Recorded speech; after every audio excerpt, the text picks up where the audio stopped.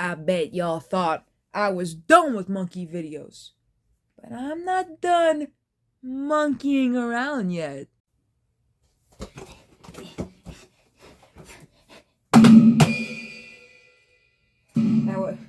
That wasn't funny. I'm sorry. But you know what is funny? I Weezered you! That wasn't Weezering. Hold on, this is Weezering. Now that was Weezering. Woo! I'm roasted! I'm not saying I've become a Monkees channel, because then that'd be like a lot of rebranding, but yeah, I didn't fully upload all my footage from the Mickey Dolenz concert, and I know what y'all thinking.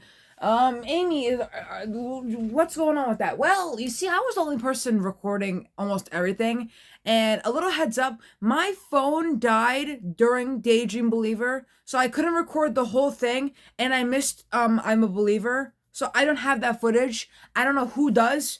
Probably old people for all I care, cause I felt old and young. There were only a couple young people there, and it made me realize we monkey fans, we scarce, bro. We scarce. We like an endangered species.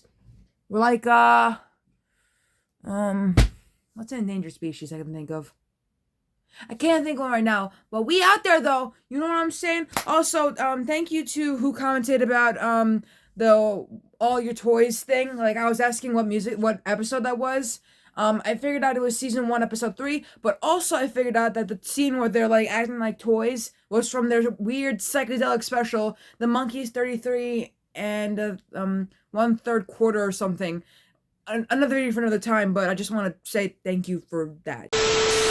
When I was watching the Monkees' VH1 documentary Daydream Believers, the story of the Monkees, there was a scene in the, movie where Jimi Hendrix was touring with the Monkees. And I thought, all right, there's no way that happened. That's cap. That's more cap than a baseball cap. But apparently, that was legit. So today we're going to dive more into how the heck Jimi Hendrix, the Jimi Hendrix, toured with the Monkees. The Monkees, bro! Jimi Hendrix wasn't a fan of the Monkees. Despite that, the legendary 6-string player ended up on a tour with the made-for-TV band as he was getting his own career off the ground. Jimi Hendrix was born in Seattle, Washington. Hey, what's up? Only started to become famous when he left the United States and moved to London. There he began jamming with the likes of Eric Clapton and other rock artists who were a fan of the American blues, which Hendrix was the master of. But in order to get his career working in the United States, Hendrix's manager, Mike Jeffrey, signed him up for a tour with the manufactured 60s boy bands for exposure. It was the monkey Michael Nesmith, aka Mike Nesmith, who first heard a tape of Hendrix while at a party with John Lennon, Paul McCartney, and Clapton, soon to be a fly on the wall.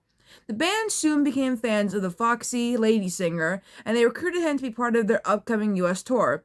Ironically, that same year, 1967, Hendrix told Melody Maker magazine he didn't like the band, offering, "Oh God, I hate them. Dishwasher, you can't knock anybody for making it, but people like the Monkees?" Still, at the behest of his manager Jeffrey, he joined the group on tour on July 8th in Jacksonville, Florida. Sadly, though, it didn't go over very well. Monkey Mickey Dolenz later said Jimmy would amble out onto the stage, fire up the amps, and break out into purple haze, and the kids in the audience would instantly drown him out with, "We want Davy!" God, it was embarrassing. I'd be embarrassed too. Holy shoot. At some point, Hendrix even tried to get the fans to sing Foxy Lady, but instead they screamed back, "Foxy Davy." Jesus Christ, man, why was he the lady man?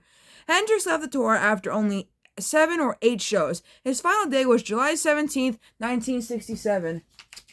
Yeah, that's coming up. Not bad. Alright.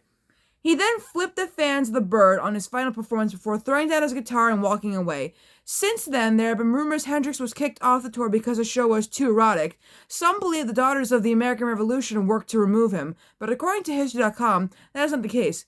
"I got to know him," said Monkey Peter Tork. "He was the sweetest guy you'd ever meet." And that's it. And also, yes, I'm aware MGK is releasing a new movie called MGK Mainstream Sellout Live from Cleveland, the Pink Era. I don't care. But, yeah. So, I guess back then, they didn't want that tall man, Jimi Hendrix. They wanted the short man, Davy Jones. Kind of rude, if I'm being a bit honest here. Jimi Hendrix is pretty cool.